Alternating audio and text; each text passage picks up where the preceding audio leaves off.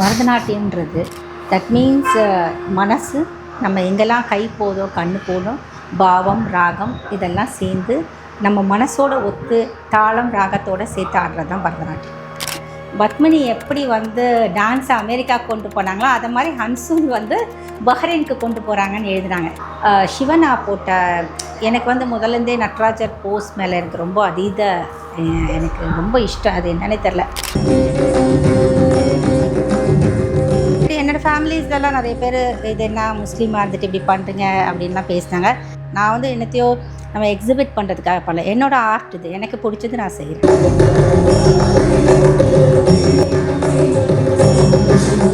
என்னோடய பேர் ஹன்சுல் மொஹப்பியான்னு வச்சாங்க. அப்புறம் காலப்போக்கில் ஹன்சுல்ல ஆட்டோ வச்சுட்டேன். நான் வந்துட்டு சென்னையில் பிறந்தேன். எங்கள் அப்பா பேர் சுலைமான், எங்கள் அம்மா பேர் மைத்தினிஷா. சென்னையிலேருந்து மதுரைக்கு அப்பா வந்து ட்ரான்ஸ்ஃபர் ஆனாங்க. மதுரை மியூசியத்தில் நான் வந்து YWCAல படித்தேன். அதுக்கப்புறம் கொஞ்சம் கொஞ்சமாக எனக்கு டான்ஸில் ரொம்ப இன்ட்ரெஸ்ட். அப்போது வந்து எங்கள் அத்தான்னு கூப்பிடுவோம் நாங்கள். எங்கள் அத்தாட்ட ரொம்ப அழுத, எப்படியாச்சும் போய் என்னை சேர்த்துருங்கன்னு. அப்போ வந்து ஒரு தடவை நானாக கொரியோகிராஃப் பண்ணி DRO காலேஜில் இருந்தோம் நாங்கள்.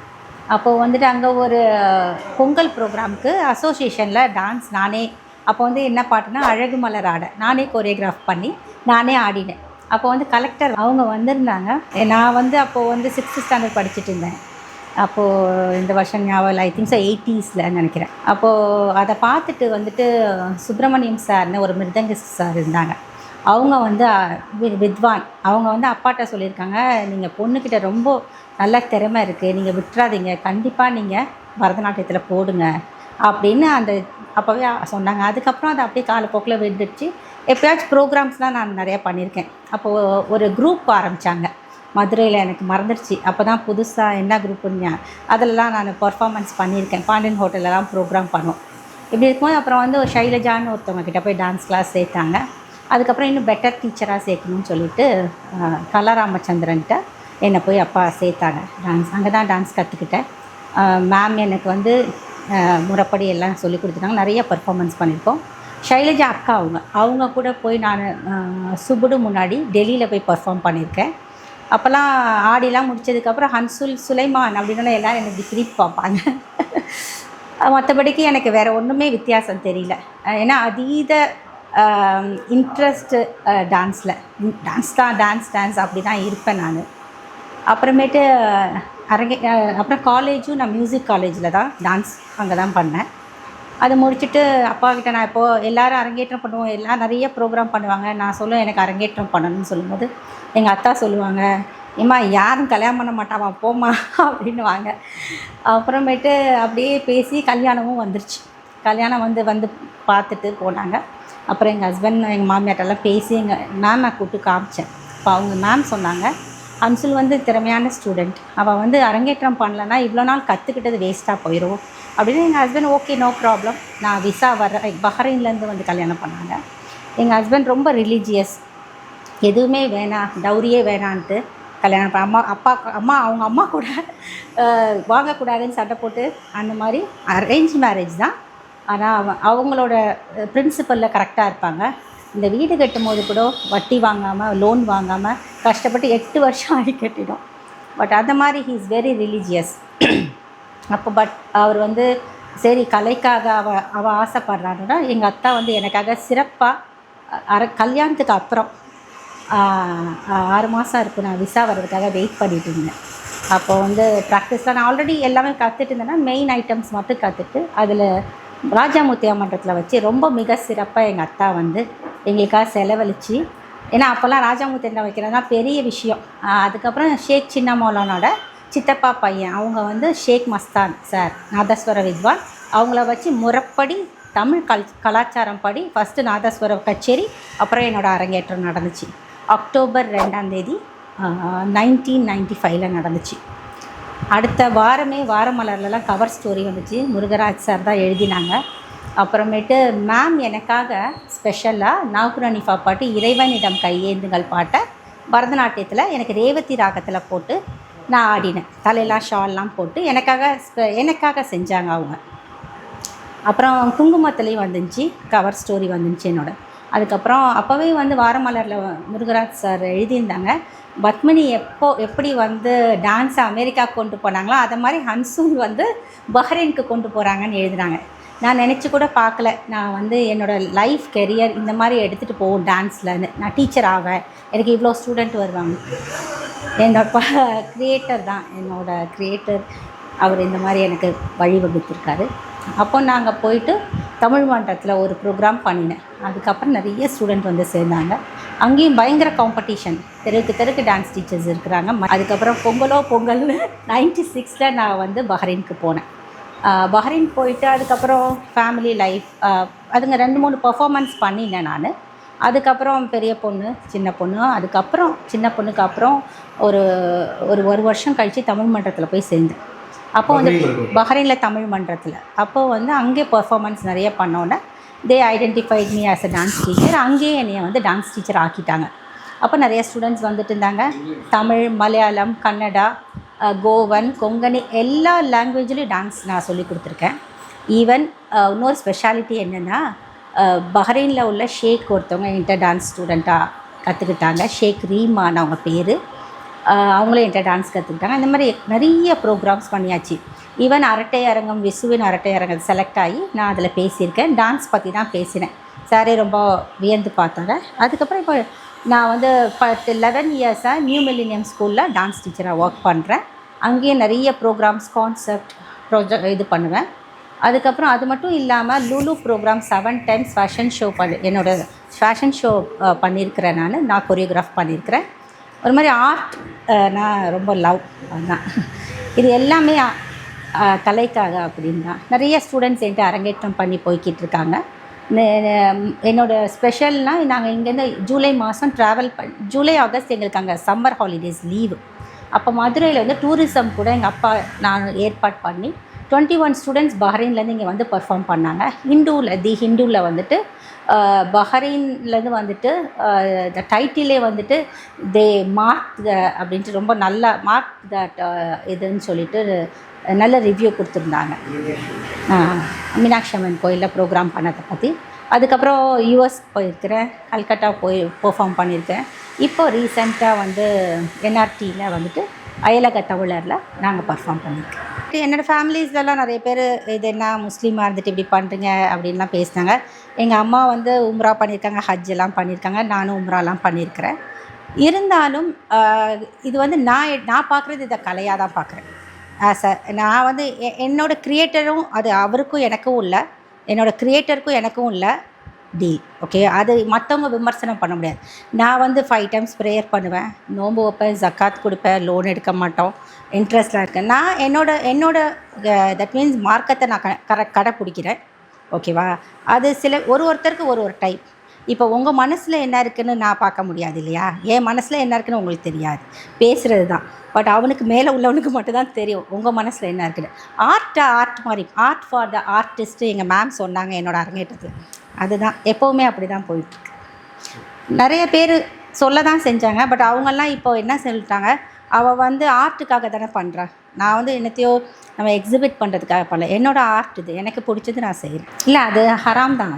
அது வந்து இஸ்லாத்தில் சொன்னது அது ஹராம் தான். தட் மீன்ஸ் ஹராமாக்கப்பட்டது தான். பட் வந்து இப்போ அப்படி பார்த்தோன்னா நம்ம வந்து டிவி பார்க்குறோம். இந்தியாவிலேன்னு பார்த்தீங்கன்னா எந்த பேங்க்லையாச்சும் நம்ம பேங்க் அக்கௌண்ட் வைக்காமல் இருக்கிறோமா? அதுவும் ஹராமாக்கப்பட்டது. அதுதான் சொன்னேன், அது வந்து எனக்கும் என்னோடய க்ரியேட்டருக்கும் உள்ளது. ஓகே, அது அடுத்தவங்க விமர்சிக்கக்கூடாது. உங்களுக்கு எத்தனை ஸ்டூடெண்ட்ஸ் இருக்கிறாங்க? 1000க்கு மேலே நிறைய ஸ்டூடெண்ட்ஸ். நான் 30 இயர்ஸாக பஹ்ரைனில் இருக்கேன். 25 இயர்ஸாக டான்ஸ் கிளாஸ் எடுத்துகிட்ருக்கேன். எக்கச்சக்க ஸ்டூடெண்ட்ஸ் பண்ணியாச்சு. மேபி 80 பக்கத்தில் அரங்கேற்றம் பண்ணியாச்சு. நாங்கள் அங்கே குரூப் அரங்கேற்றம், சோலோ அரங்கேற்றம் பண்ணுவோம். எங்களோட எக்ஸ்க்ளூசிவாக ஒரு டான்ஸ் ட்ராமா நாங்கள் பண்ணியிருக்கேன். அது வந்து பஞ்சபூதம், சிவாவை பற்றி 5 பஞ்சபூத ஸ்தலத்தை பற்றி பண்ணினோம். அதில் நான் தான் சிவாவை ஆக்ட் பண்ணினேன். அதில் நான் ஸ்டேஜில் வந்த உடனே எல்லோரும் கூஸ் பம்ப் வந்துருச்சுன்னு பயங்கரமாக கை தட்டினாங்க. அது என்னோடய ட்ரீம் ப்ராஜெக்ட். அது மாதிரி மதுரைக்காக, தமிழுக்காக ஒன்று பண்ணணும்னு நான் போன வாரம் கூட சார்கிட்ட முகமது சார்கிட்ட கூட பேசிகிட்டு இருந்தேன். அதுக்காக பண்ணணும்னு எனக்கு ரொம்ப ஆசை. என்னோடய இன்னொரு ஃப்ரெண்டு, அவங்களும் நானும் சேர்ந்துட்டு, ஷீன், அவங்க யூஎஸில் இருக்காங்க, என் கூட படித்தவங்க. நாங்கள் 2 பேரும் சேர்ந்து கொலாபரேட்டடாக தமிழுக்காக, மதுரைக்காக ஸ்பெஷலுக்காக ஒரு இந்த மாதிரி டான்ஸ் ட்ராமா பண்ணணும்னு பிளான் பண்ணிகிட்ருக்கோம். நீங்கள் சிவனை வந்து பெர்ஃபார்ம் பண்ணியிருக்கீங்களா? ஆமாம். டான்ஸ் ட்ராமா வந்து 1 hour டான்ஸ் ட்ராமா. அதில் வந்து எல்லாம் ஃபுல் கொரியோகிராஃபி எல்லாமே நாங்கள் தான் பண்ணோம். டான்ஸ் ட்ராமா பேர் பஞ்சபூதம் ஈஷான்னு வச்சுருந்தேன் நான். அப்போ கூட சில பேர் கேட்டாங்க, நீங்கள் ஈஷான்னு எங்கள் இஷா ப்ரேயரை வச்சு பண்ணியிருக்கீங்களேன்னு கேட்டாங்க. நான் சொன்னேன், இல்லை, ஈஷானா கடவுள் அப்படின்ற மாதிரி.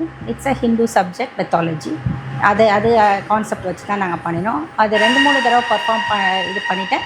செகண்ட் டைம் பஹ்ரைனில் நான் வந்துட்டு பஹ்ரைன் ஃபைன் ஆர்ட்ஸில் இது ரொம்ப எனக்கு சிறப்பு சேர்த்தது. காசாக்காக எல்லோரும் பைசா கலெக்ட் பண்ணினாங்க, ஃபண்டு கலெக்ட் பண்ணாங்க. அதுக்கு நாங்கள் என்னோடய 40 ஸ்டூடெண்ட்ஸ் வச்சு ஃபைன் ஆர்ட்ஸ் மினிஸ்டர் வந்திருந்தாங்க. அந்த ப்ரோக்ராம் நாங்கள் பண்ணி ஃபண்ட் கலெக்ட் பண்ணி நாங்கள் கொடுத்தோம். ஃபைன் ஆர்ட்ஸ் தான் பண்ணாங்க, அவங்க எங்களை ஹையர் பண்ணியிருந்தாங்க. நாங்கள் அந்த டான்ஸ் ட்ராமா பண்ணி கொடுத்தோம். அது செகண்ட் டைம் பர்ஃபார்ம் பண்ணோம், அந்த ஈஷா டான்ஸ் ட்ராமா. அது இல்லாமல் ஃபோக் டான்சர்ஸ் ப்ரோக்ராம் நிறைய பண்ணியாச்சு. நான் சொல்கிறேன்ல, தமிழ் எல்லா லாங்குவேஜ்லேயும் பண்ணியாச்சு டான்ஸஸ். நிறைய ஸ்டூடெண்ட்ஸ் இருக்கிறாங்க. ஸ்கூல்லேயும் நான் டான்ஸ் டீச்சராக தான் ஒர்க் பண்ணுறேன். அதனால ஸ்கூல் ஸ்டூடெண்ட்ஸும் நிறையா இருக்கிறாங்க. உங்களோட பெர்ஃபார்மன்ஸ் கோயிலில் நடந்திருக்குதா? டாலஸில் போயிட்டு நரசிம்மன் அவங்க டெம்பிளில் போயிட்டு பெர்ஃபார்ம் பண்ணினேன் நான், ஒரு விஜயதசமி அன்னைக்கு. அதுக்கப்புறமேட்டு கல்கட்டாவில் போய் என்னோடய 10 ஸ்டூடெண்ட்ஸும் நானும் சீனியர் ஸ்டூடெண்ட்ஸ்லாம் பெர்ஃபார்ம் பண்ணினோம். இந்த மாதிரி எவ்ரி சம்மர் வெக்கேஷனுக்கு நாங்கள் வந்து இந்தியாவுக்கோ வேறு எங்கேயோ போய் பெர்ஃபார்ம் பண்ணுவோம். அது மாதிரி இங்கே மீனாட்சி அம்மன் டெம்பிளில் என்னோடய 21 ஸ்டூடெண்ட்ஸ் பஹ்ரைன்லேருந்து வந்து ஒரு 7-8 வருஷத்துக்கு முன்னாடி நாங்கள் பர்ஃபார்ம் பண்ணியிருக்கிறோம். அந்த மாதிரி இப்போ சிதம்பரத்துக்காக தான் மெயினாக அந்த பஞ்சபூதம் ஸ்தலமே 5வது ஸ்தலம் வந்துட்டு இது சிதம்பரம் இல்லையா, அதுக்காக தான் அந்த டான்ஸ் ட்ராமாவே நாங்கள் பண்ணினோம். அதை நாங்கள் எல்லாம் ஃபிக்ஸ் பண்ணி வச்சுருந்தோம். அப்புறம் கொரோனா வந்தனால அது கேன்சல் ஆகிடுச்சு, இல்லைன்னா அது நடந்திருக்கும். அதுக்கப்புறம் கொஞ்சம் இந்த தீட்சிதர் அங்கே ஏதோ ப்ராப்ளம், நீங்கள் போக முடியாதுன்னு, அதனால் பண்ண முடியாமல் ஆயிடுச்சு. அதுக்கும் ட்ரை பண்ணிகிட்ருக்கோம். ஸ்டூடெண்ட்ஸில் முஸ்லீம்ஸ் இருக்காங்க? ஆமாம், 2-3 பேர் என்னோடய ஸ்டூடெண்ட்ஸ் முஸ்லீம்ஸ் ஆல்ரெடி என்கிட்ட அரங்கேற்றம் பண்ணி போயிருக்காங்க. ஒரு மலையாளி முஸ்லீம் ஸ்டூடெண்ட்ஸு, ஒரு அசாமி முஸ்லீம் ஸ்டூடெண்ட்டு, ஒரு கேரளா முஸ்லீம்ஸ், அது மலையாளி முஸ்லீம்.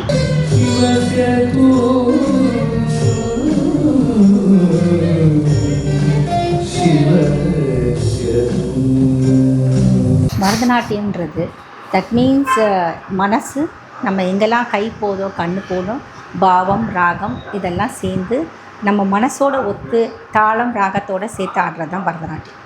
ஓகேவா? சும்மா யார் வேணால் இப்போலாம் ஆடிடுறாங்க. பட் மனசோட ஒத்து கலைநயத்தோட அந்த ராகம் தாளம் பாவத்தோட எக்ஸ்ப்ரெஷனோட சேர்த்து பண்ணுறது தான் பரதநாட்டியம். அதில் எத்தனை வகைகள் இருக்குது? அது என்ன வகைகள்லாம் இல்லை, எல்லோரும் ஒரு பாட்டு எடுத்துகிட்டோன்னா ஒருத்தர் ஒரு மாதிரி பாடுவீங்க, நீங்கள் வேணும், அந்த மாதிரி ஒரு இருக்குது. பாணிகள் டிஃப்ரெண்ட்டாக இருக்குது. பட்டு மெயினாக கிளாஸ் பார்த்தா பரதநாட்டியம் தான். கலக்ஷேத்ரா பாணின்னு ஒன்று இருக்குது, பந்தநல்லூர் பாணின்னு இருக்குது. எங்கள் மேம் பந்தநல்லூர் பாணியில் தான் இது பண்ணி இந்த மாதிரி டிஃப்ரெண்ட்டாக இருக்குது. பட் அட் லாஸ்ட் பரதநாட்டியன்றது அது டான்ஸ் ஒன்று தான். அந்த காலத்தில் சொல்லப்போனால் ஃபஸ்ட்டு அதை நான் சொன்னேன், அழகு மலர் அது அப்புறமேட்டு கமலஹாசன் எல்லோரும் இன்ஸ்பயர் பண்ண சலங்கை ஒலி அதெல்லாம் பார்த்து தான் ரொம்ப இன்ஸ்பயர் ஆனி இது கிணத்து மேலெல்லாம் ஆடினாங்க அப்படின்னு சொல்லிட்டு அந்த மாதிரி நிறைய பேரை இன்ஸ்பயர் ஆக்கியிருக்க ஒரு படம் இல்லையா, அது என்னையும் இன்ஸ்பயர். மறக்க முடியாதது எனக்கு வந்து சொல்லப்போனால் எனக்கு மதுரை எனக்கு வந்து நான் இங்கேருந்து பஹ்ரைன் இந்தியாவிலேருந்து கல்யாணம் முடிச்சு போனப்போ எனக்கு மதுரையில் சோலோ பர்ஃபார்மன்ஸு கவர்மெண்ட்லேருந்து எனக்கு வந்துச்சு, அப்பா மூலமாக வந்துச்சு. பட் நான் இங்கேருந்து அங்கே கிளம்பி போயிட்டனால என்னால் பர்ஃபார்ம் பண்ண முடியல, அது எங்கள் மேம்க்கு கொடுத்துட்டாங்க. அதனால் எனக்கு ஒரு ரொம்ப ஆசை மதுரை மீனாட்சி அம்மன் கோயிலில் வந்து பர்ஃபார்ம் பண்ணணும். அதனாலேயே என்னோடய 21 ஸ்டூடெண்ட்ஸை பஹ்ரைன்லேருந்து 21 ஸ்டூடெண்ட்ஸை கூப்பிட்டு வந்து ஆட வைக்கிறதுனா சும்மா விஷயம் இல்லை. எல்லோரும் நிறைய இடத்துலேருந்து வந்து அது பர்ஃபார்ம் பண்ணோம், அது என்னோடய அச்சீவ்மெண்ட். அதுக்கப்புறம் அந்த சிவனா போட்ட எனக்கு வந்து முதலேருந்தே நட்ராஜர் போஸ் மேலே எனக்கு ரொம்ப எனக்கு ரொம்ப இஷ்டம், அது என்னன்னே தெரில. அப்போ நான் அந்த கேரக்டருக்கு ஆக்சுவலாக அந்த ட்ராமா செட் பண்ணும்போது அந்த அது எங்களோட எங்களோட ஐடியா, எங்களோட தாட் ப்ராசஸ். அப்போ வந்து அதை சொல்லும் போது நான் என்னோடய ஒரு மேல் பையன் ஸ்டூடெண்ட் தான் நான் வந்து அந்த டான்ஸ் ட்ராமாவில் நீ பண்ணுப்பா அப்படின்னு அவன்கிட்ட சொல்லியிருந்தேன். அவன் போங்க மேம் நான்லாம் அது பண்ண மாட்டேன், நான் கண்ணப்பன் நாயனாரோட ஸ்டோரி வந்துச்சு, நான் அது பண்ணுறேன் அப்படின்ட்டு நான் பண்ணலைன்னு. அப்போ அந்த கேரக்டருக்கு பண்ண ஆள் இல்லாமல் இருந்துச்சு. அப்போ என்னோடய ஃப்ரெண்டு வந்து பார்வதியாக போட்டாங்க. அவங்க டீச்சர், அவங்களும் டீச்சர் தான்.